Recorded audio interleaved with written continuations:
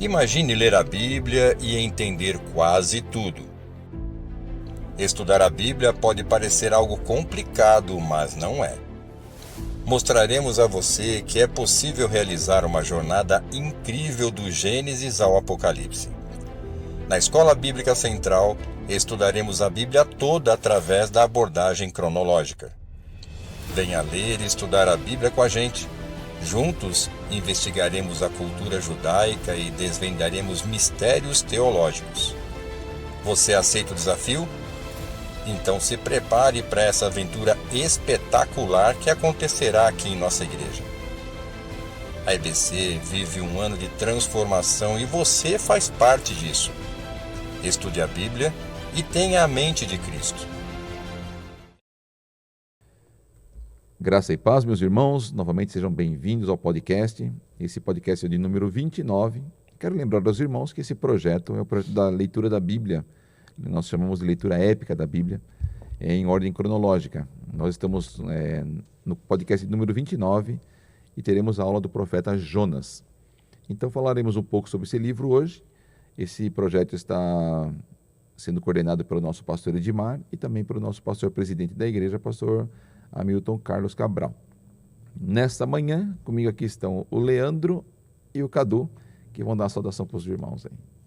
Graça e paz, é gratificante para nós estarmos aqui e cooperarmos, né, com o Senhor nesse trabalho, participarmos, agradecemos a confiança dos nossos líderes, né, que têm nos permitido participar, né, e também agradecemos a atenção, né, e também a todos aqueles que têm assistido os podcasts, têm curtido e têm nos acompanhado até aqui, né? Não desista, vamos até o final, em nome de Jesus.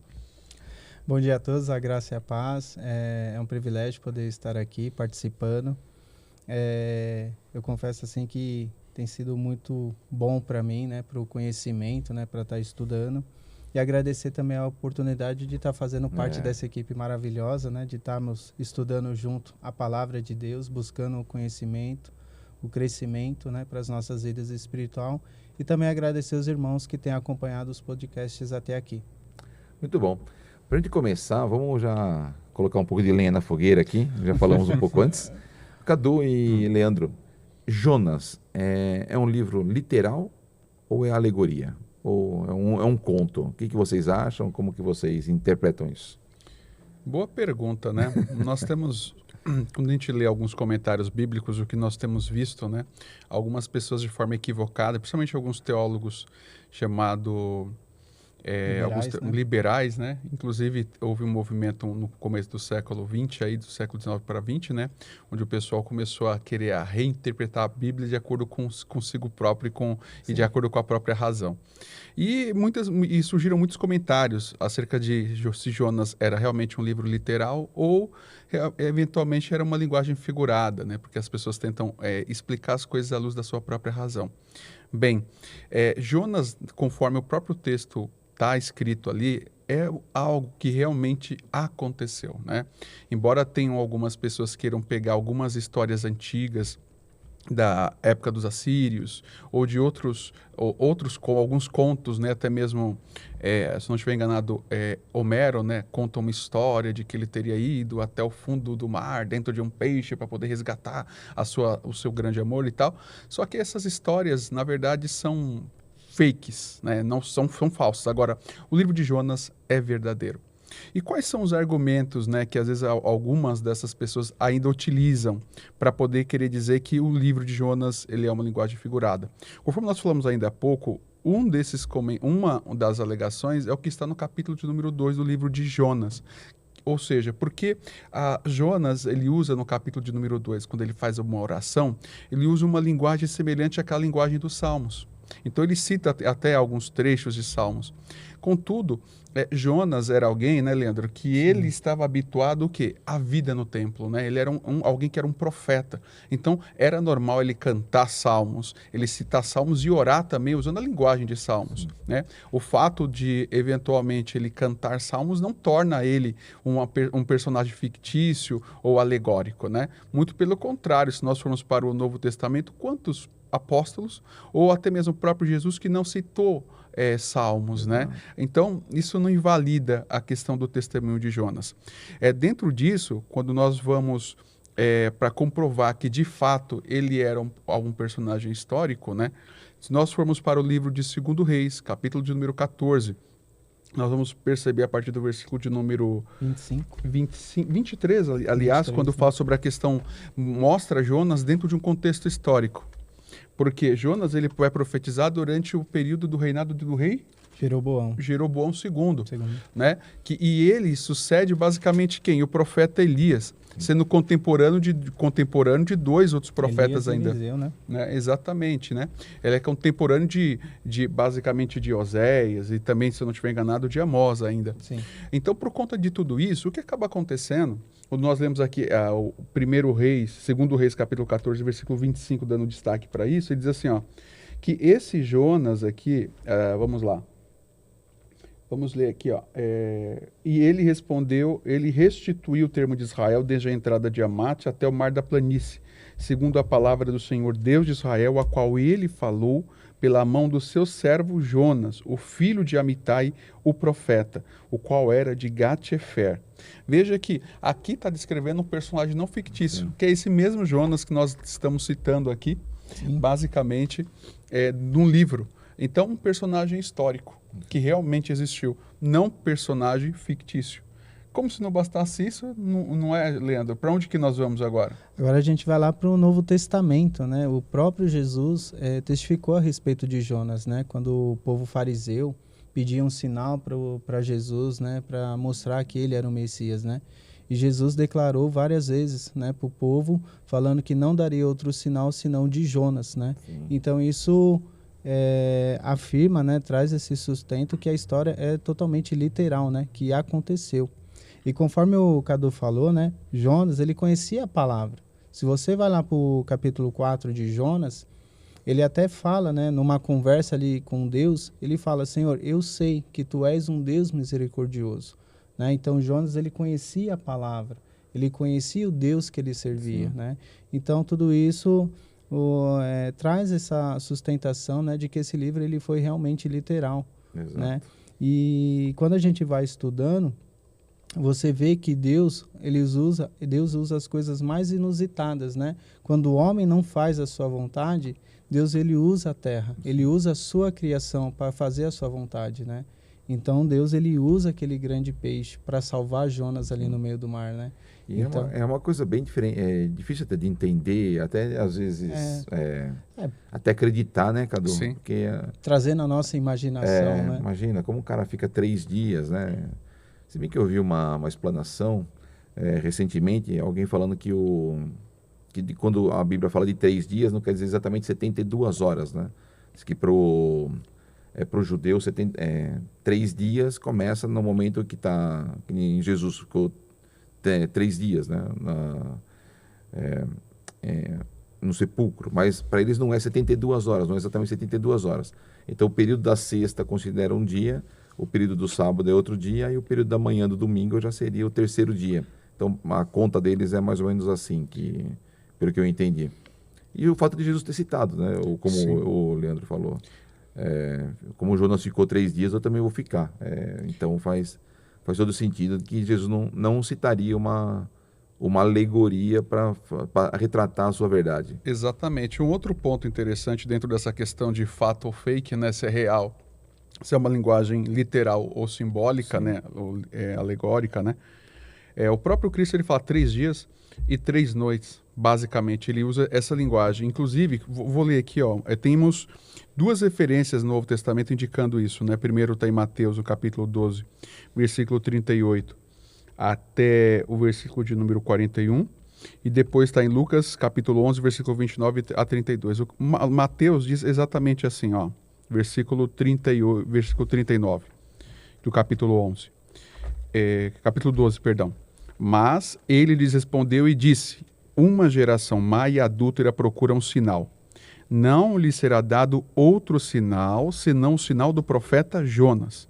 Pois como Jonas esteve 3 dias e 3 noites no ventre da baleia, ou do grande peixe, né? Depende da versão da Bíblia que a pessoa está lendo, assim estará o Filho do Homem 3 dias e 3 noites no coração da terra. Os homens de Nínive se levantarão no dia do juízo com esta geração, e a condenarão, porque se arrependeram com a pregação de Jonas. Eis que aqui está um que é maior do que Jonas. E é interessante, né? A gente tá falando assim, né? Se foi alegórico ou literal, né? Jonas, ele foi o profeta que fez que relatou, né? O protótipo, tá? Com relação, apontando para Jesus Cristo, né? Esses 3 dias, Sim. esses 3 noites, né? Que ele estava apontando para Cristo, né? Então, isso é também um argumento muito forte, Exato. né? E que traz essa sustentação de que esse Sim. livro foi literal, né? Ele foi o único profeta, assim, né? Único não, né? Mas num protótipo assim que falou sobre a morte e a ressurreição sim. de Cristo Jesus, né? Dessa mesma forma, os Dessa 3 mesma dias. forma. A cristologia de Jonas, na verdade, está nesses 3 dias que ele ficou no ventre do peixe, né? Sim, e além disso, veja, quando nós falamos do personagem do profeta Jonas, nós temos argumentos fortes para comprovar que ele é alguém histórico. Primeiro, porque, segundo o Reis capítulo 14, 25, fala sobre ele, cita ele. Inclusive, é ele que profetiza que, apesar do reino do norte ele está em pecado, mas Deus vem na dor do seu povo, Kleber. O que Deus vai fazer? Ele vai pegar, dar um livramento, permitindo que a Síria, que então ela já estava perdendo um pouco o seu poder, porque ela tinha chegado ao limite do seu crescimento, então ela está perdendo um pouco do seu poder. O Reino do Norte consegue se livrar um pouco do domínio assírio. E a Bíblia descreve primeiro que família que ele era. Primeiro, ele era da tribo de Zebulon. Ele era de Gat-Hefer, né? Ou seja, era uma região da Galiléia. Então, até lá no Novo Testamento, quando o pessoal diz assim, os religiosos falam assim, mas poderia um profeta? Não tem nenhum profeta que veio da Galiléia? Eles, na verdade, esquecem que Jonas tinha vindo da região da Galiléia. Fala que ele é filho de Amitai, né? Ou seja, ele descreve a família dele. Além disso, quando a gente vai estudar um pouco mais, alguns comentaristas dizem que ele era inclusive membro da própria aristocracia, né? O fato de destacar, por exemplo, o sobrenome do pai dele, isso por si só demonstra que ele não era uma pessoa comum. Por exemplo, Elias, quando a gente vai falar sobre Elias era o tesbita, porque ele não tinha, digamos, um sobrenome, assim como Eliseu já tinha, né? Eliseu era de uma família rica, já Elias era de uma família pobre. Então, ele talvez fosse membro da aristocracia. Então, ele realmente foi um personagem histórico, né? Ele existiu e a história que está ali realmente como nós já falamos, é uma história literal. Perfeito. O Cadu e Leandro, o que me chama a atenção no livro de Jonas é logo nos primeiros versículos, porque diz assim, né? O Deus chama ele já no primeiro versículo, no segundo, mas já no terceiro versículo ele vai embora. Acho que no segundo ainda, né? Ele já no foge, no né, terceiro. Então Deus fala com ele no primeiro e no segundo versículo, e no terceiro ele pega as coisas dele e vai para outro lado. Então, assim, não contextualiza nada, na verdade. Simplesmente Deus fala para ele, vai para Nínive, e ele pega o caminho e vai para outro lado. Qual que é a impressão de vocês quanto a essa, não chamaria rebeldia, mas essa negação de Jonas quanto ao seu chamado, mesmo porque a gente tem que lembrar que Deus chama ele para ir para Nínive. Nínive é capital dos assírios, e os assírios estão tomando conta de tudo, né? Depois de 30 anos, depois aí de Jonas, eles eles derrubam o reino do norte de Israel. Mas será que era essa a questão? Será que ele mudaria a direção se Deus mandasse ele para qualquer lugar? Ou exatamente Nínive era o lugar que ele não queria ir? Qual que é a sua visão, assim, Cadu e Leandro? O que vocês acham? É que assim, né?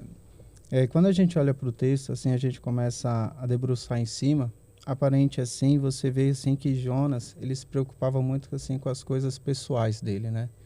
Então, assim, Jonas, ele sabia, ele conhecia o Deus que ele era, né? Então, Jonas, é interessante que quando você começa a estudar, ele era uma pessoa assim, como é que se diz? Ele tinha uma ideologia forte, né? Uma ideologia forte, né? Então ele preferia a morte, né? Sim, do que fazer algumas coisas, né? A Sim. salvação, né? De ninguém, Então né? assim, então Jonas ele conhecia Deus, né? Então ele tinha um conflito consigo mesmo muito grande, né? Então por causa disso ele acaba fugindo da presença do Senhor, né? E é curioso, né?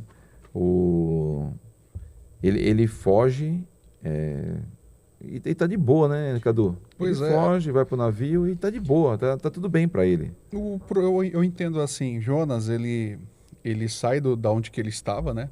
Ele vai até Jope, que é basicamente uma região portuária. Aí de lá, ele vai para um local aí onde ele vai percorrer cerca de 800 quilômetros, né? Na verdade, se eu não estiver enganado, deveria percorrer cerca de 800 quilômetros, né? São vários meses aí. Na verdade, dizem até alguns estudiosos, é interessante que ele, como ele não era de uma família pobre, era de uma família mais abastada, né? O barco que eles chegam até a dizer que o barquinho que ele estava lá tinha em torno de umas 10 a 12 pessoas, basicamente, né? Era um barco que, para você poder alugar, você tinha que pagar, tinha que ter muita grana, porque você ficava vários meses até chegar ao seu destino. Então, ele consegue alugar aquele barco, basicamente para ir para um destino totalmente contrário, onde ele vai ficar percorrendo cerca de mais de 1.200 quilômetros, achando que vai estar livre daquilo que Deus chamou. Né? E até voltando à pergunta anterior que você fez, Kleber, o chamado de Deus, né? Ele é para todos, né? Nós temos o chamado, temos a vocação, tem o talento natural e tem os dons, né? Então, são coisas totalmente diferentes, né? Sim. É o chamado, vocação, dons e talentos, né? E quando Deus nos chama, justamente, né, ele vai despertar, ele vai verificar ele já sabe qual é a nossa vocação, ele nos dá os dons, né, são dons espirituais, existem também os dons naturais, e a gente não vai entrar nessa questão aqui, que é muito, vai só para ficar debatendo isso, não vai resolver. Mas Jonas, ele sabe qual é o chamado dele, ele é um profeta, né? Ele sabe qual é a vocação pela qual Deus o chamou. Ele sabe qual o dom que Deus entregou para ele. Só que ele, pegando o viés aqui do Leandro, ele está preso a uma ideologia. Ele tem uma opinião acerca de determinada coisa e ele não quer abrir mão da opinião dele em detrimento da obediência a Deus. Porque ele conhece, como o Kleber também pontuou, aliás, o Leandro bem pontuou, o caráter de Deus. E até uma particularidade dele, ele é o primeiro profeta enviado a pregar às nações. Sim. Então, por conta disso, ele sabe que Deus vai realmente ministrar, a palavra vai ser ministrada, Deus vai tocar os corações e eles vão se converter. Ele não quer isso. Ele foge achando que, até mesmo com aquele entendimento, né, que a gente vai ver no Evangelho de João, no capítulo 4 do Novo Testamento, que é o quê? Que parece que, embora ele saiba que o Deus dele, porque ele vai falar para os marinheiros um pouco mais adiante, o quê? Olha, o meu Deus é aquele que criou os céus e que criou a terra. Ou seja, que o Deus dele não é apenas um Deus local, mas ele na prática, ele age como se Deus fosse um Deus local. Né? Ele sabe que Deus não é um Deus... Né? É justamente, Deus ele é um Deus que é um Deus universal no sentido que ele está em todo lugar, só que ele age como se Deus fosse um Deus local, ignorando justamente esse chamado que Deus tem para ele. Ô Cadu, mas assim, a gente já falou isso em algumas aulas, a impressão que dá quando a gente vai lendo a Bíblia, no Velho Testamento especificamente, e de fato a gente vê isso na vida do povo judeu, né? Os hebreus aí na sua estadia, né? Na Terra Santa, ou mesmo na sua peregrinação no deserto, a imagem deles era que Deus de fato estava sempre em Jerusalém, sempre na terra deles. Era uma visão muito equivocada. A gente já estudou alguns livros aqui anteriores, inclusive a aula que vocês deram semana passada, foi bem legal. Quando Deus traz juízo para Edom, a gente está vendo também em outros livros que nós já estudamos, que Deus trouxe juízo para outras nações também, e até quando eles possuíram a terra, Deus trouxe juízo para aquelas terras também. Mas, então, essa expressão que você usou, que Deus é um Deus universal, de fato Deus é Deus de todas as nações. Deus está cuidando de tudo, nada está fugindo do controle dele, mas me parece que o judeu entendia que Deus estava com eles na terra deles ali, limitado à geografia de Israel, né? Justamente, a visão que eles têm justamente é essa, né? Que a visão de Jonas é essa daí, né? Na verdade, Deus é meu e eu não divido ele com ninguém, né? Só que quando a gente volta para Gênesis capítulo de número 12, quando Deus faz a promessa para Abraão, Deus fala assim para Abraão, Abraão, em ti serão benditas todas as nações da terra. Israel, o Jonas, na verdade, né? Quando existe uma interpretação, inclusive, que é dada pelo comentário bíblico popular, do William MacDonald, diz assim que Jonas ela prefigura a nação de Israel. Então que ela foi chamada para cumprir um propósito, né? Através dela, abençoar todas as nações da terra. Só que, infelizmente, ele falha nessa tarefa. Ele falha, né? Inclusive que alguns estudiosos mais à frente vão dizer que é pelo fato de Israel falhar que Deus, em sua presciência, cria a igreja. Sim. Justamente, né, para poder alcançar o mundo todo. Exato. Então, a Jonas tem essa ideologia, né, tão bem marcada dentro dele que ele não quer que que as outras nações se convertam, principalmente a nação de Nínive, né?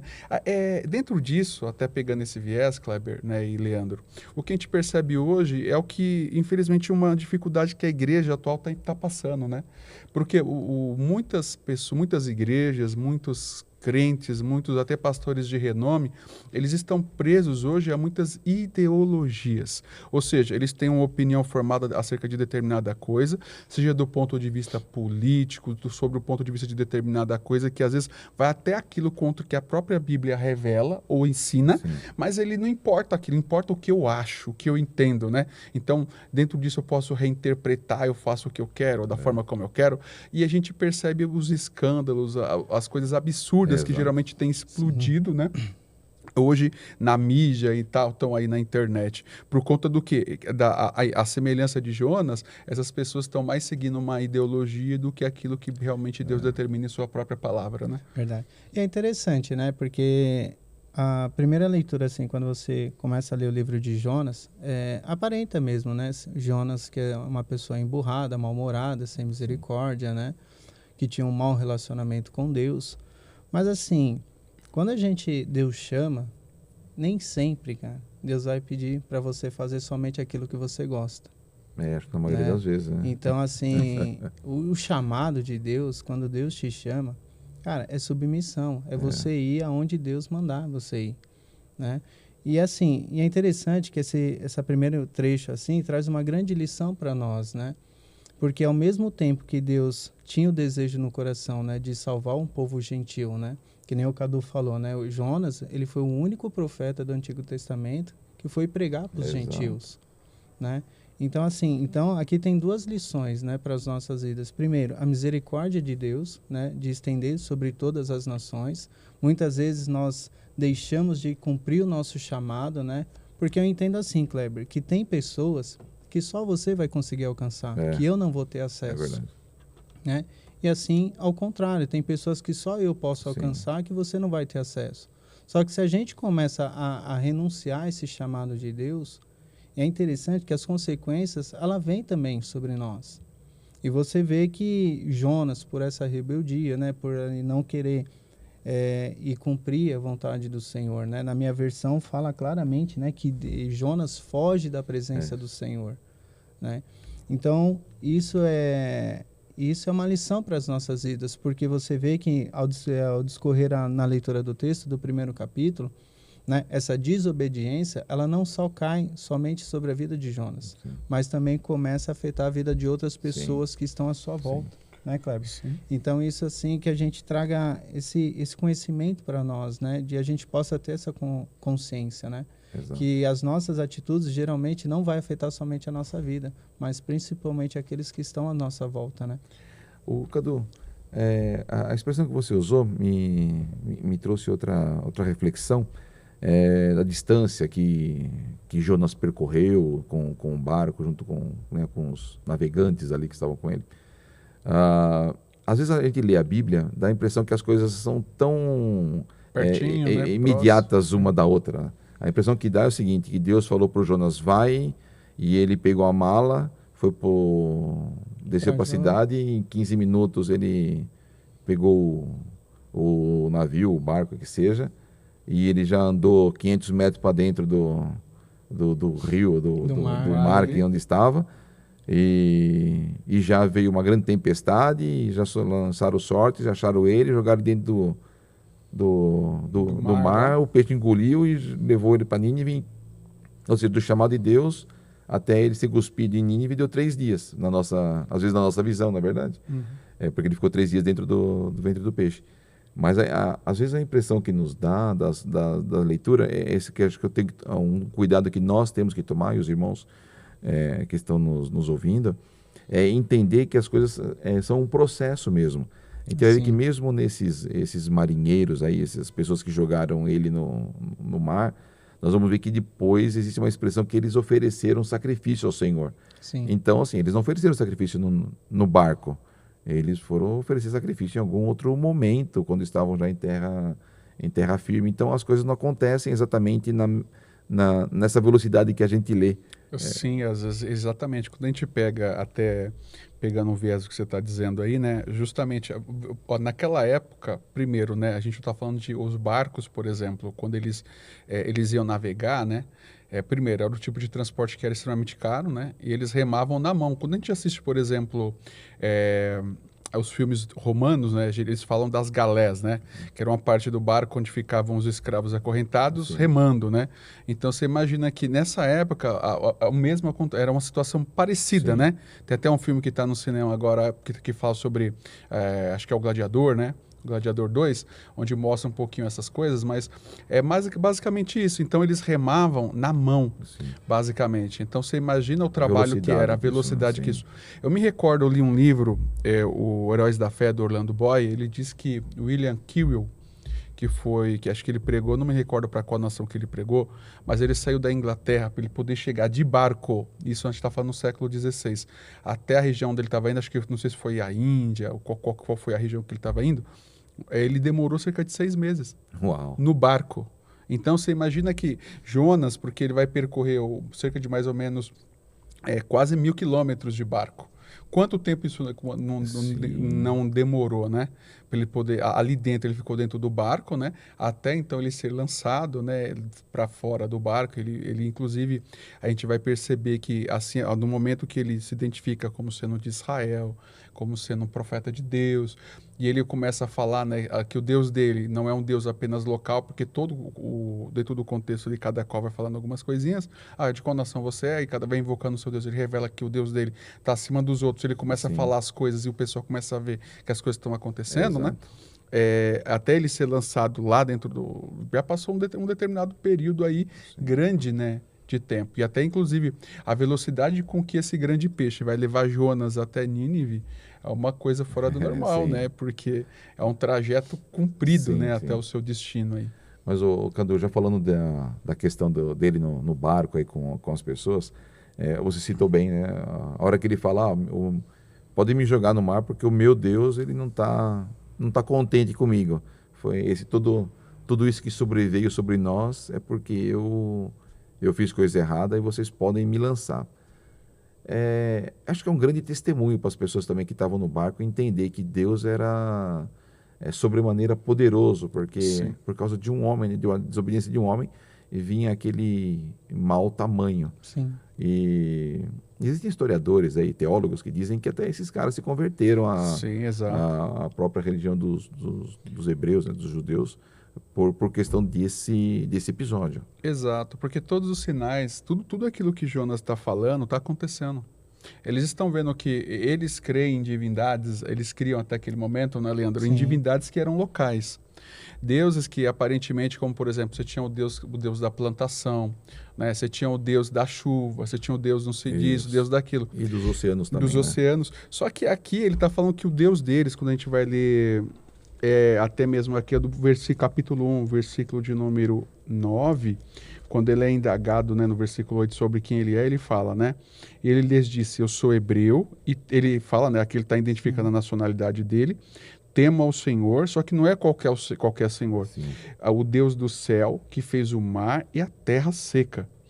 Então, ele identifica o Deus dele, que não é um Deus local, mas ele é um Deus, na verdade, que está acima de todos. E ele até explica, no versículo de número 11, no versículo 10, ele ainda diz assim, ó, então os homens se encheram de medo e disseram-lhe, por que tu fizeste isso? pois os homens sabiam que ele fugia da presença do Senhor, porque ele lhes tinha dito isso. Aí, versículo 11, ele fala, então disseram-lhe, o que devemos fazer contigo para que o mar se acalme para nós? Ele lhes disse, levantai-me e lançai-me ao mar, para que ele se acalme, pois eu sei que é por minha causa que esta grande tempestade está sobre vós. Aí, se a gente continua lendo o texto, a gente vai perceber que, assim, Jonas, ele até está fazendo isso, aí o leitor desavisado fala, poxa, Jonas está pensando na tripulação, né? Não, é porque Jonas está preso à sua ideologia, à sua própria vontade, e não quer cumprir a ordem. Ele acha que sendo lançado no mar, ele vai morrer. Sim. Justamente, mas esses homens aqui, vendo todos os sinais e que aquilo que ele está falando de fato está acontecendo, e depois que ele, inclusive, os homens não lançam ele de imediato ao mar, porque eles estão com receio. Pera, a gente vai lançar ele no mar, o Deus dele vai castigar a gente depois. Exatamente. Sim. Então, eles têm o temor, começa a criar o temor de Deus no coração deles, e eles vendo que tudo aquilo está acontecendo, né? Eles pedem, né? Eles clamam ao Deus de Jonas, jogam Jonas lá no mar, como Jonas falou. Vem que depois, assim que Jonas é lançado, um grande peixe o engole e acaba a tempestade. Sim. E eles vão oferecer sacrifícios, Exato. né? E até dentro do que você falou sobre a questão do sacrifício, tem estudiosos que dizem o quê? Que, na realidade, o tipo de sacrifício que eles ofertaram, apesar de eles já terem se desfeito de toda a carga que estava no barco, eram ofertas de cereais. Eram ofertas de cereais. Então, tinha ainda algumas coisas de alimento no barco, e eles ali oferecem sacrifícios a Deus. Mesmo ainda no barco. Exatamente, que eram aquelas ofertas de cereais, não de animais, perfeito, etc. Perfeito. Né? Sim. E é interessante, né, Kleber e Cadu, que assim, quando a gente olha para o texto, você vê assim, que era um povo pagão, né, então eles tinham o hábito de adorar outros deuses, tudo, né, então assim, tudo indica que eles não tinham esse conhecimento de quem Deus era, né. E é interessante, né, que mesmo em meio à desobediência, você vê assim que Deus ainda assim, através das nossas vidas, acaba alcançando outras pessoas.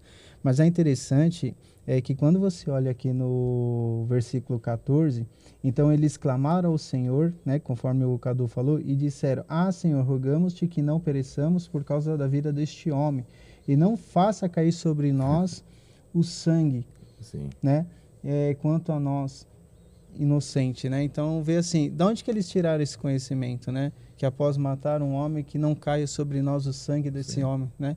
Então, você vê que, então, tudo indica assim que Jonas ali começou a pregar para eles também, né?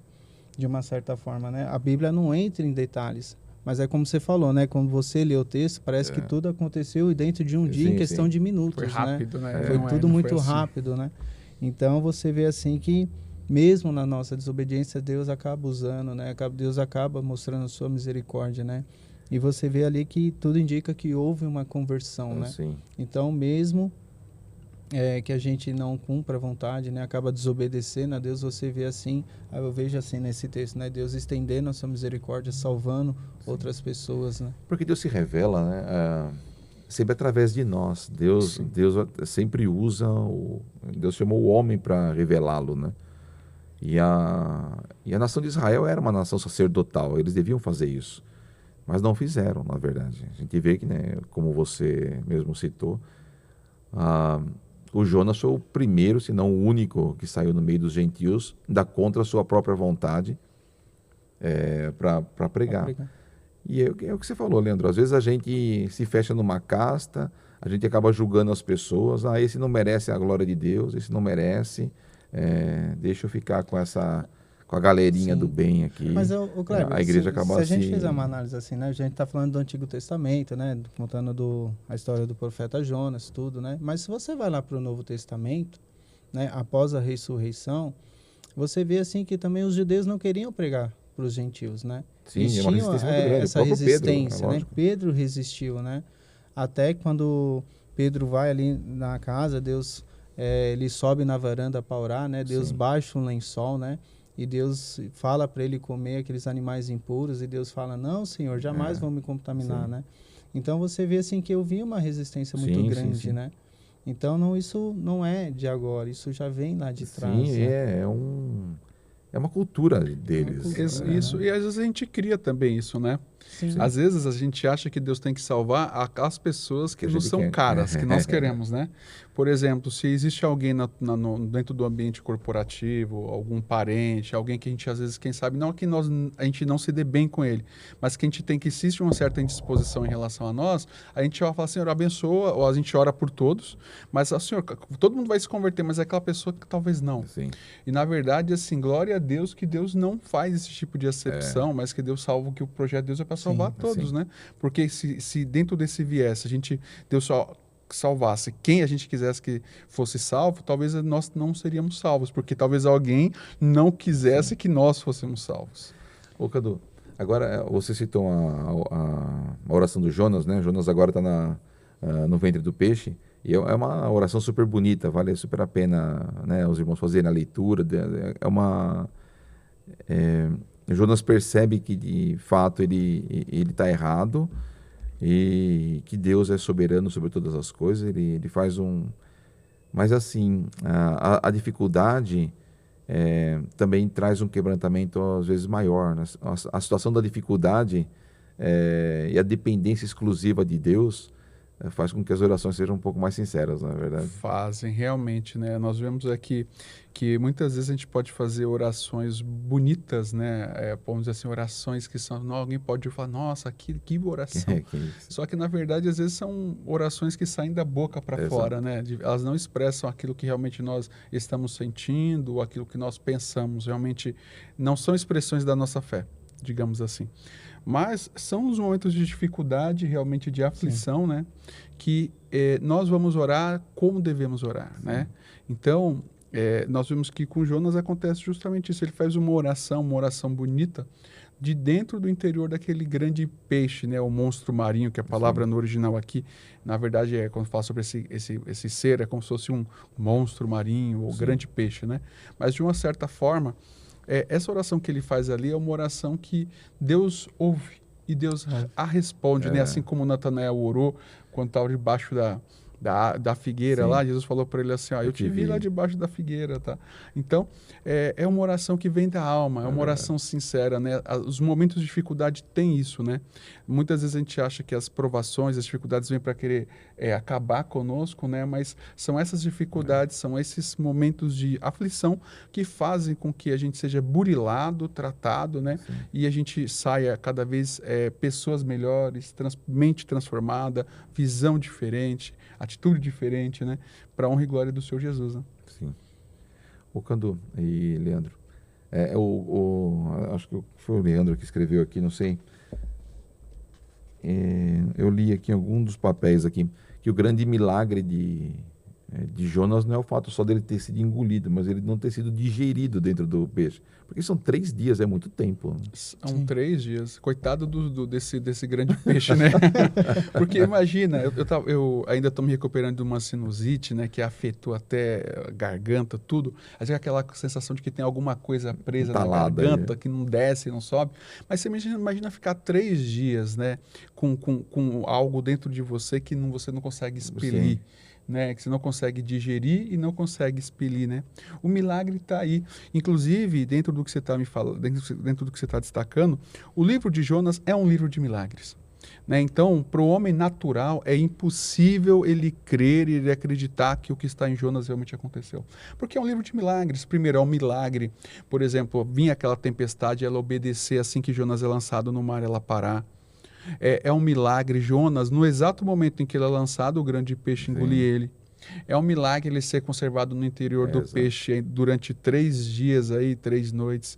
É um milagre Jonas ser literalmente vomitado em Nínive, né? No destino correto. Lá no capítulo 4, quando a gente chega, é um milagre, aquela boboreira, né? Aquela planta, ela crescer da noite para o dia, como ela cresceu, né? E gerar, e o verme ir lá, atacar a planta e ela morrer no mesmo dia. Tudo isso são milagres. Então, é um livro de milagres. Exato. Então, crer naquilo que é sobrenatural é desde lá de trás, está aí. Então, a gente tem que crer, né? É um livro de milagres por conta de toda essa série de fatos que estão ali acontecendo. Então, hoje também, a gente tira para nós que a gente tem que... Nós vivemos uma vida de milagres, né? Porque a palavra de Deus diz isso. Então, a gente tem que acreditar naquilo que está dizendo aqui, naquilo que está claro, né, Leandro? Sim. que assim, né? Quando você para pensar e analisar, você vê que assim, é uma oração de arrependimento, né? Sim. Mas assim, olhando no contexto geral, a vida de Jonas, ao mesmo tempo, para você ver, né? E aplicando isso para as nossas vidas, né? Nós somos seres humanos, nós somos falhos, nós temos ainda um coração um pouco endurecido, né? Sim. Que precisa ser quebrantado. Mas eu vejo assim, é que nem o Cadu falou, né? É um livro de milagres. Mas se você prestar atenção, você vê que há um trabalhar na vida de Jonas, né? Com certeza. Quando com você certeza. chega ali no 4º capítulo, né? Como o Cadu falou, que Deus faz nascer a planta, ainda assim Jonas fica injuriado, Ele é né? injuriado o Então, livro assim, inteiro. você vê que... então, eu creio assim que Jonas teve essa dificuldade Sim. de compreender, né, a misericórdia do Exato. Senhor, como o Senhor é bondoso, misericordioso, né? Que mesmo ele ter passado por tudo isso, né? Às vezes a gente fica assim, poxa, fica inconformado, né? Meu, o cara passou por tudo isso, né? Ainda tem um coração, ainda prefere a morte do que a Sim. vida, né? Mas são os trabalhar de Deus sobre as nossas vidas, né? E, se não me engano, Jonas e mais um profeta, que eu até coloquei, eu não me recordo agora, são os únicos profetas, né, que Deus termina o livro com uma pergunta retórica, né? Então, assim, você vê assim que Deus... e o que isso quer dizer, né? Deus mostrando a sua misericórdia, né?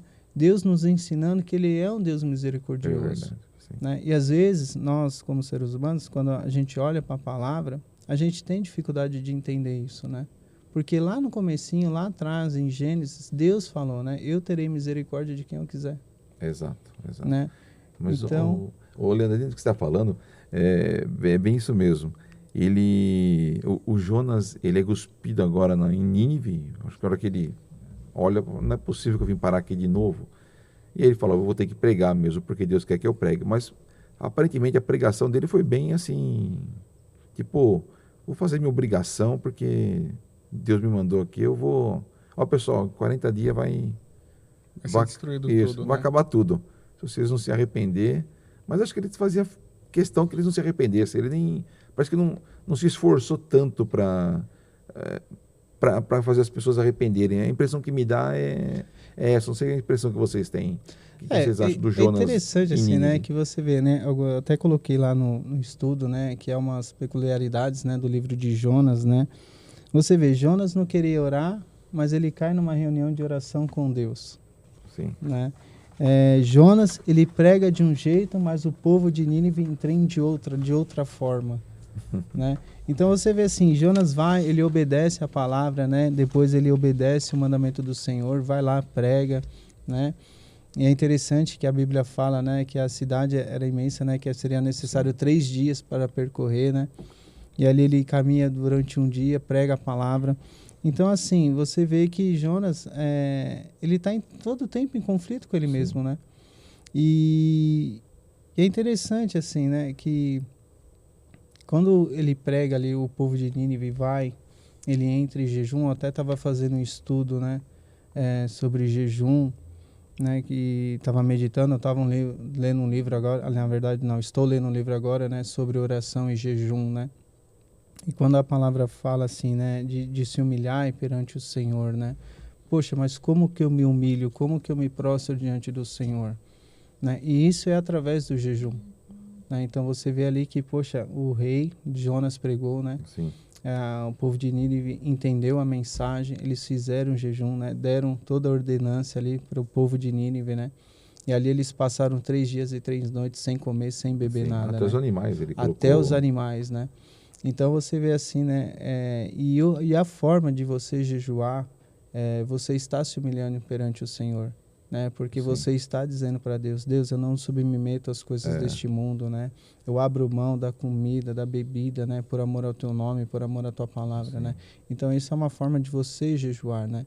Mas é o que você falou, né? Interessante, né? Que Jonas, a princípio, né, quando você lê ali que ele parte para dentro de Nínive, ainda assim parece que ele ainda está um pouco contrariado. Né? A mensagem dele, né, é interessante esse fato, porque assim, a mensagem geralmente os profetas do Antigo Testamento, eles traziam uma mensagem de juízo, E não é como, por exemplo, o que nós fazemos hoje, né? Então, por exemplo, a gente vai pregar, olha, Jesus é o único caminho para poder chegar no céu. Aí nós falamos, mas por que Jesus é o único caminho? A gente vai explicar, olha, por conta disso, disso. Os profetas do Antigo Testamento não faziam isso. Eles não tinham essa explicação de querer pegar e, olha, agora nós temos uma teologia sistematizada, eu vou explicar o que é o novo nascimento, vai passar por cima de novos nada. Mas eles, como quando a gente pega outros profetas do Antigo Testamento, a gente vai perceber que eles explicavam, olha, vai vir o juízo vem por conta disso. Por quê? Por que a nação de Nínive ela seria julgada e ela vai ser julgada? Porque ela se arrepende, ela vai se arrepender aqui, né? Exato. Esse arrependimento vai fazer com que durante 120 anos eles ainda sejam mantidos como nação, né, basicamente, e depois eles vão ser destruídos por uma nação maior que eles, nessa época, estão ainda dominando, que é a Babilônia, né? Vai ter uma rebelião da Babilônia mais à frente, que vai acabar derrubando a Síria. Entretanto, o que acaba acontecendo é que esses profetas, né, outros profetas, indicavam qual era o pecado e qual era a conduta que tinha que ser adotada. Jonas também deveria fazer o mesmo. Mas o que Jonas faz? Primeiro, vamos de acordo com o texto, 3 dias para percorrer a cidade e pregar. Quanto tempo que ele gasta para fazer isso? 1 dia. Ou seja, o trabalho que Deus determinou para que ele fizesse, ele faz e faz de forma relaxada. Exato. Então nós vemos aqui até algo que é alguma lição para nós hoje, né? Sim. Porque às vezes a gente acha que a gente pode fazer às vezes a obra de Deus de qualquer maneira, né? E, na verdade, não. Com relação à obra de Deus, conforme está em Salmo 69, versículo 9, ela deve ser feita com zelo. Exato. Exatamente, Jonas aqui, ele faz de forma relaxada, porque ele tinha um propósito bem específico. Ele não queria que aquela nação se convertesse. Exato. Inclusive, no capítulo 4, isso vai ficar. Ele vai subir no local alto e Vai vai ficar esperando, olhando lá, né? olhando assim, vamos ver, falta só a pipoca e o Guaraná, né? Para ele poder fazer. Eu estou assistindo aqui a destruição de Nínive, né? Que até então, que era uma das grandes cidades lá da Síria. Sim. Então, o que acontece? A mensagem dele não é uma mensagem empolgante, não é uma mensagem de arrependimento, não é uma mensagem assim que você vai falar assim, nossa, que pregação, né? O pessoal comenta aquela pregação do Jonathan Edwards, né? Que ele pregou, que é Pecadores nas mãos de um Deus irado, e conta a história que depois ele terminou de pregar e a pregação não é uma pregação pentecostal, uma pregação de, olha, se vira pro teu irmão, faz isso, faz aquilo. Eles, naquela época, o que eles faziam? Pegavam um texto, ele orou, pediu a Deus o direcionamento e ele ficava lendo o texto, basicamente. Era isso que Jonathan Edwards estava fazendo, lendo o texto. E à medida que ele ia lendo o texto, aquelas palavras entravam como se fosse o fogo no coração das pessoas que estavam ouvindo. E as pessoas, quando ele terminou de pregar, o que aconteceu? As pessoas estavam agarradas nos bancos pedindo a misericórdia, a graça de Deus e o perdão por seus pecados. Então, quer dizer, uma mensagem enfática, uma mensagem que realmente trazia o povo. Só que a mensagem de Jonas não é assim. Eles assim, ó, imagina aquele profeta desanimado, ó, olha, eu estou dizendo que, olha, que Deus está falando que dentro de 40 dias vocês serão destruídos. Ele não falou que eles tinham que se arrepender, ele não falou, olha, se voltem para Deus, ó, o Deus que eu estou falando aqui. Ele não explicou nada disso, não. Ele só explicou isso. Né? E até existe uma curiosidade interessante, que qual é? É assim, mas como que pode os assírios aceitarem que um profeta de uma outra nação vá até a nação deles? Sim. Porque o Deus que eles criam, eu não me recordo o nome agora, mas era o grande Deus peixe, né? E ele eventualmente pega e vem aqui profetizar para nós. Porque naquela época era muito normal. Eles tinham os profetas que, na verdade, muitas vezes eram pessoas que auxiliavam os reis, né? E nessa questão de vamos para a guerra, não vamos para a guerra, eram consultados e mesmo que fossem de outras nações, eles ouviam. E dentro dessa questão da mensagem de Jonas, eles quando isso chega, a mensagem dele ainda que é de forma desanimada e tudo, e diante de tudo aquilo que eles estavam vendo que estava acontecendo, eles creem. A mensagem, apesar do profeta, né? Porque a mensagem, nós falamos na semana passada até, a mensagem ela é maior do que o profeta, né? Por conta disso, a mensagem atinge o seu objetivo e faz com que a maior conversão de pessoas no único momento está já na Bíblia, que é justamente cidade, aqui, né? apesar do profeta que está levando a mensagem, né? Exato. Aí, essa expressão é apesar do profeta. Que a Bíblia fala que nós temos tesouro em vaso de barro, né? Para que a glória seja de Deus e não nossa. Mas é exatamente isso que eu entendo. Deus usa... Deus faz do jeito que Ele quer, na verdade. Independente da gente do jeito que a gente vai fazer, Verdade. dependente da nossa condição, dependente do nosso linguajar, conhecimento. Eu acho que a gente, lógico, tem que estar sempre apto, né? O apóstolo São Paulo recomenda, procura apresentar-te a Deus aprovado, como obreiro que não tem do que se envergonhar. Mas Deus usa de fato o jeito que Ele quer. Exatamente. Inclusive, um detalhe que o Leandro falou, né, é o arrependimento deles, né?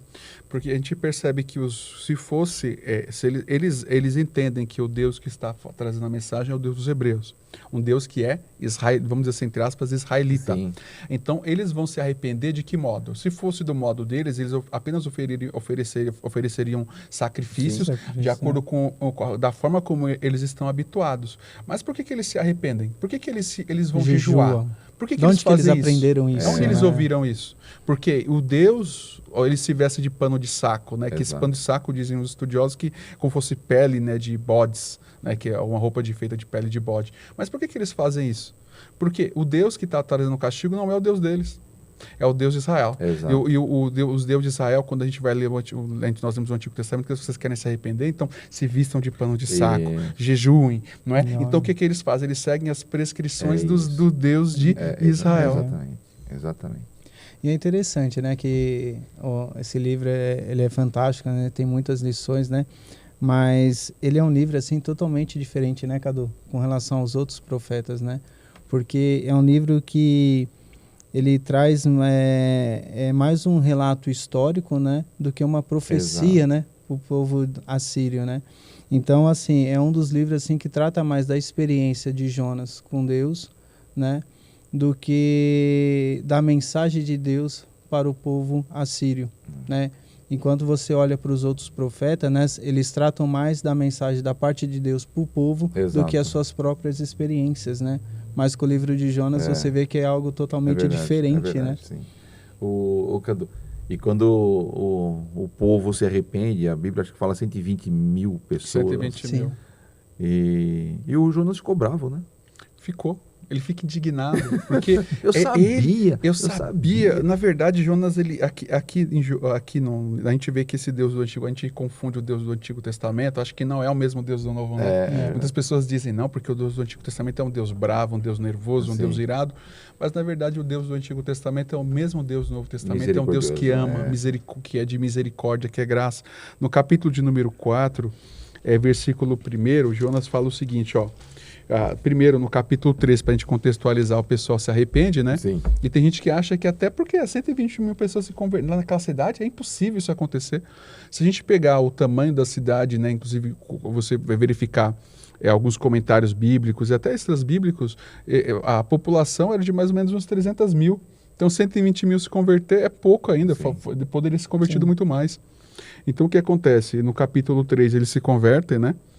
E no capítulo 4, o Jonas fala, diz assim, versículo 1, mas isso desagradou muito a Jonas, e ele ficou enfurecido, e ele orou ao Senhor, e disse, peço-te ao Senhor, não foi esta a minha fala, quando ainda estava em minha terra? Por isso fugi antes para Tarsis, pois sabia que és um Deus gracioso, aqui diz na minha versão, né, e misericordioso, tardio para se irar e de grande bondade, e que te arrependes do mal. Por isso agora, ó Senhor, eu te imploro, tira a minha vida, porque é melhor para mim morrer do que viver. Ele não tem compaixão, né? Ele não age com compaixão porque ele está preso a uma ideologia, a uma forma de pensar, a uma opinião pessoal dele, né? Eu aprendi uma vez que a gente tem que tomar muito cuidado, às vezes, que o inimigo, às vezes, usa algumas áreas de nossa vida, ele cria o que a gente chamo de... a gente comentou na semana passada que são como se fosse uma fortaleza da mente. Ele cria, às vezes, uma falsa ideologia, um falso pensamento, e a gente começa a ser conduzido e cair a seguir esse ensinamento errado, e isso nos afasta daquilo que Deus quer e tem para nós. E Jonas, basicamente, é o que Jonas está vivendo aqui. Sim. Porque ele conhece o caráter, conhece a misericórdia, conhece o Deus de Israel, mas ele está preso numa ideologia, está preso numa coisa que não tem propósito. Para ele não tem fundamento Deus salvar o ninivita. Ele não consegue conceber essa ideia. Exato. Eu enxergo dessa forma. Ele não tem compaixão. E Deus vai usar até a natureza para mostrar para ele, para poder ensinar para ele que ele tem que amar. Um tempo atrás, eu não vou me recordar exatamente a história, mas a história é mais ou menos assim. Alguém foi evangelizado e a expressão que ele usou é o seguinte: se meu pai estiver no céu, eu prefiro ir para o inferno. Essa foi a expressão que essa pessoa usou. E às vezes a gente faz algumas... É lógico que a gente não vai usar às vezes essa mesma expressão, mas a gente às vezes não acredita no poder de Deus de restaurar uma pessoa. A gente às vezes avalia as pessoas com certa desconfiança. É impossível Deus fazer uma obra na vida dela, né? Eu acho que nós não somos... nós não conseguimos fazer isso, mas aparentemente às vezes nós queremos limitar Deus nas ações, assim como Jonas quis fazer.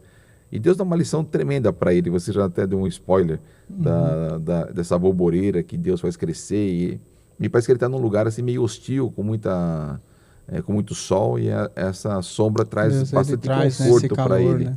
Mas Deus está mostrando algumas coisas diferentes para ele. Sim, exato. Deus está, e justamente, Kleber, Deus está mostrando, veja, Deus faz com que o mar obedeça, Deus faz com que o vento obedeça, o animal, o grande peixe obedece.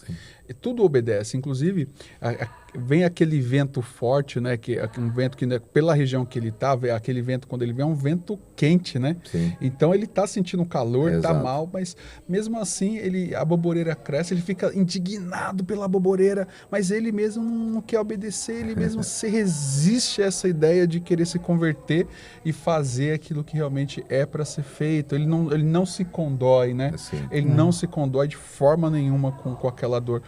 E assim, a gente tem que tomar cuidado porque a gente condena Jonas, mas a gente, como você acabou de falar, nós olhamos, às vezes, algumas pessoas com o mesmo olhar de Jonas. Deus pode converter, por exemplo, um pai de família, que às vezes tem alguns problemas com a esposa, problemas com os filhos, etc. Mas às vezes Deus não pode converter alguém que está, às vezes, na criminalidade ou numa vida de prostituição. Eu me lembro que eu tinha um rapaz com quem eu trabalhava que ele dizia assim, mas agora, o cara dizia, o cara matou, o cara roubou, aí agora o cara disse que foi para a igreja e disse que é crente agora, né? Aí não, ele falava dessa forma. Sim. Mas na realidade, ele falava assim, não, por que ele vai fazer isso? Agora o cara é cristão, agora é crente, anda com a Bíblia. Aí eu falo, tem sim uma pessoa, agora essa aí o cara diz que é ex, né? Ele dizia, o cara é ex. E está correto, porque ninguém pode chegar diante de Deus e não dizer que é um ex-mentiroso, um ex-adúltero, um ex-fornicário, um ex-isso, um ex-aquilo, um ex-ladrão. Então, porque quando a gente chega diante de Deus, Deus em sua graça e misericórdia nos recepciona em seu amor e nos transforma, né? E não nos olha da mesma forma como nós olhamos as pessoas. É por isso que a gente tem que olhar as pessoas com aquele olhar que Cristo teve para as multidões.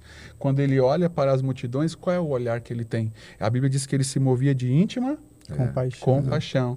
E ele assim, aí ele chega, né? Aí tem até um dos episódios em que isso acontece, que ele pega, a Bíblia diz que eles olhando para eles, veem eles como ovelhas sem pastor. Que não tem pastor. Isso é um olhar de misericórdia que a gente tem que olhar e pedir para que Deus transforme em nós, porque às vezes por conta dos nossos sentimentos, por conta das nossas opiniões pessoais, a gente acha que determinada pessoa não tem direito à salvação, não tem direito a receber o evangelho, mas Deus em sua graça e misericórdia permitiu que isso chegasse a nós, e nós temos essa responsabilidade também de conduzir a outros, levar a outros, né? Sim. Eu acho que a grande lição aqui, Kleber, nesse capítulo 4, é claro, Deus está ensinando a questão da misericórdia, sim, mas Deus está também ensinando aqui a questão do amor, né? Porque o amor de Deus transcende todas as barreiras, né? E uma coisa que talvez assim, e Deus fala isso, né? Muitas vezes Deus ensinou isso para Samuel, né? Por mais que Saul tinha pecado, tinha errado, né? Mas por quê? Porque Samuel, ele via a aparência e Deus olhava o coração. É verdade. Né? E muitas vezes a gente acaba julgando as pessoas pela aparência, né? E acaba esquecendo de ver o coração, né? Então, assim, a partir do momento que quando você entende e compreende o amor de Deus, não só pela sua vida, né? Mas também pelo amor de outras pessoas, Sim. né? Então você acaba estendendo essa graça, essa misericórdia, você acaba tendo compaixão das outras pessoas, né? Sim. Muitas vezes você anda, você vê aquelas pessoas debaixo da ponte, puxa, né? Como que eu poderia ajudar? Não, mas qual que é o nosso primeiro olhar, né? Pô, a pessoa jovem está aí, vai trabalhar, vai buscar fazer alguma Sim. coisa, né? Mas a gente não conhece o passado. Exato. A gente não conhece o contexto da história, o porquê que aquela pessoa passou ali, né? O porquê, como que ela foi parar ali naquele lugar, né? Então a gente sempre acaba julgando pela aparência, né? E a gente nunca para analisar e olhar como Deus vê as pessoas. Sim. Né?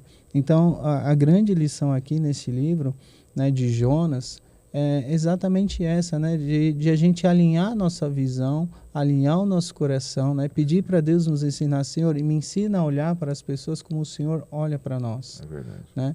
Porque nós não somos merecedores desse amor, mas pela graça e misericórdia de Deus nós fomos alcançados. Né? Então, assim, só que a gente se esquece disso muito fácil.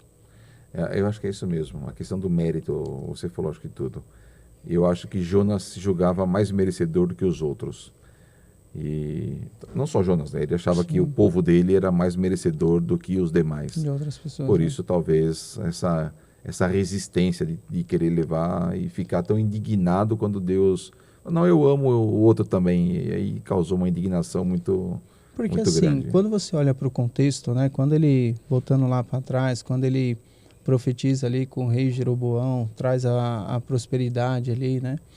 Então, Jonas, ele tinha o conhecimento que a Síria poderia ser uma grande ameaça para eles. Talvez por isso que houvesse essa resistência no coração de Jonas, porque ele sabia que os assírios eram uma ameaça para aquele povo, né? Então, assim, e ele tinha essa dificuldade de entender, né, que Deus poderia usar aquela nação, que poderia alcançar aquelas vidas, né, que poderia haver uma transformação naquele lugar. Né? Então, Jonas, ele não consegue compreender o plano de Deus, né? Então, talvez isso também seja um dos fatores, né, dessa resistência, né, de Jonas, porque aparentemente você fala assim, poxa, uma pessoa conhece a Deus, como que ele pode ter um mau relacionamento com Deus, como ele pode ser tão emburrado, né, tão sem misericórdia, né? Mas às vezes a gente não entende mesmo. Às vezes não entende, né? Muito bom. E no final, Deus então monta a boboreira para ele, nós falamos, vamos falar na aula melhor sobre isso. E um verme come e ele fica muito bravo que o verme comeu e Deus compara. Você não fez nada, né? E tá bravo porque você criou amor, né? Pela boboreira e não tá deixando eu amar as outras pessoas. Na verdade, Deus tá traduzindo para ele o seguinte, você não tá amando tanto uma coisa que você não teve trabalho nenhum, não tá nem aí com nada, em 15 minutos nasceu e em mais 15 morreu e tá me julgando por eu amar as outras pessoas. Me parece que Deus está falando isso para ele. Não me julgue por amar as outras pessoas. Né? Exatamente, né? Uma coisa, é um entendimento totalmente absurdo, né? O texto é: tu tiveste pena da boboreira na qual não trabalhaste, nem a fizeste crescer, que nasceu em uma noite e em uma noite pereceu. E não deveria eu poupar Nínive, aquela grande cidade, onde estão mais de 120 mil pessoas que não sabem discernir entre a sua mão direita e a sua mão esquerda, e também muitos animais? Até aqui vai para a capelania ambiental, né? Então, a gente percebe que realmente eles não têm o discernimento porque eles não conhecem o Deus de Israel, eles não conhecem os propósitos de Deus. Então, essa questão do discernimento entre a mão direita e a mão esquerda, né? E eles não são alvos, eles não são dignos de serem alvos do meu amor. É isso que Deus está falando para ele, né? Então, Jonas, ele termina com essa, como o Leandro falou, né? Termina com essa pergunta retórica, né? Será que eles não são dignos também do meu amor, Jonas? É verdade. Eu acho que é isso, né, Cadu? O que você acha? Se você tivesse que resumir, essa é difícil agora, hein? Se você tivesse que resumir Jonas numa única palavra, que palavra você diria que encaixa no livro de Jonas? Eu vou deixar o Leandro responder primeiro. Rapaz, resumindo assim, eu acho que misericórdia. Eu também diria essa palavra. Graça. Graça. Não tratar de acordo com que... A graça é uma palavra, né? Tem uma definição, que eu não tenho aqui, né? Na outra Bíblia eu tenho um texto nos Salmos que diz isso, graça e misericórdia, né? Eu digo, já falei isso aqui uma vez, mas graça e misericórdia são irmãs gêmeas siamesas que estão ligadas, né? Elas têm um só coração, têm os órgãos, toda a parte básica do ser humano ali que você não consegue separar, senão você mata um, mata o outro, são essas gêmeas siamesas. Você não consegue andar sem a graça e a misericórdia. A graça é Deus me dá o que eu não mereço. E a misericórdia, Deus não me dá graça é Deus me dá aquilo que eu não mereço. Graça é isso, Deus me dá aquilo que eu não mereço. E misericórdia é Deus não dá o que eu mereço. Então, parece que é a mesma coisa, mas não são diferentes. Graça e misericórdia, né? Então, eu acho que a palavra aqui, na verdade, forte é graça. É verdade. Deus dá aquilo que o povo não merece. Muito bom. Obrigado, meus irmãos, mais uma vez aqui de estar com a gente, junto com os nossos irmãos que estão nos assistindo. Pedro, mais uma vez, aí, obrigado pela companhia, sempre com a gente aí fazendo a parte técnica. Obrigado. Se vocês quiserem dar algum parecer aos irmãos no final, convidá-los para assistir o podcast, para assistir a nossa aula, que também vai ao ar no domingo. Fiquem à vontade. Queremos convidar você, teremos a aula sobre Jonas e vai ser vai ser bem bacana. Convidamos você também para participarem, assistirem juntamente conosco e também vai lá, curta, deixa o seu comentário e cremos que todos nós seremos grandemente edificados. Que Deus abençoe muito a sua vida em nome de Jesus. Quero agradecer a todos, né, por estar participando aqui, agradecer a vocês que nos acompanharam até agora e fazer também o convite, né, para que amanhã estejam lá na IBD, né? Eu creio que vai ser bastante enriquecedor, né? Sobre este livro tão maravilhoso, tão fantástico, que traz tantas lições para as nossas vidas, né? Verdade. Então, eu quero fazer esse convite, esteja amanhã lá, em nome de Jesus. Beleza. Muito bom, muito obrigado, meus irmãos. Fiquem na paz, acompanhem aí os nossos outros podcasts, já são mais de 25 podcasts que já subiram ao ar, e também as nossas aulas. Procurem aí pelo YouTube, vocês nos encontrarão. Deus abençoe. Tenham todos uma boa permanência na presença do Senhor e continuem estudando a palavra que é para o seu elevo espiritual. Deus abençoe. Muito obrigado.